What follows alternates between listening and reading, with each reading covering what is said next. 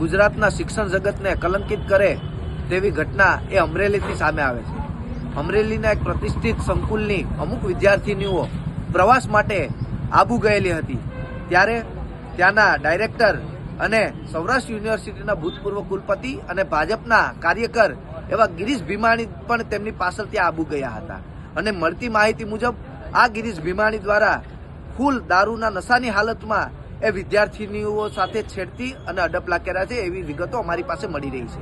ત્યારે ગુજરાત એનએસયુઆઈ દ્વારા આજે જે સંસ્થા સાથે જોડાયેલા છે, પોતાની કોલેજ છે, એ કોલેજની બહાર ગિરીશ ભીમાણીનું પુતળું બાળી અને આજે એનએસયુઆઈ દ્વારા વિરોધ પ્રદર્શન કરી રહ્યા છે અને ગુજરાતના શિક્ષણ વિભાગ અને સરકાર પાસે એક માંગ કરી રહ્યા છે કે આ ગિરીશ ભીમાણી ઉપર કડકમાં કડક પગલાં લેવામાં આવે। આ દીકરીઓ એ પોતાની બદનામીની બીકથી હાલ બહાર નીકળે એવી પરિસ્થિતિ જોવા નથી મળી રહી, પણ એ હોનેસ્ટ હોટલના સીસીટીવી કેમેરાઓ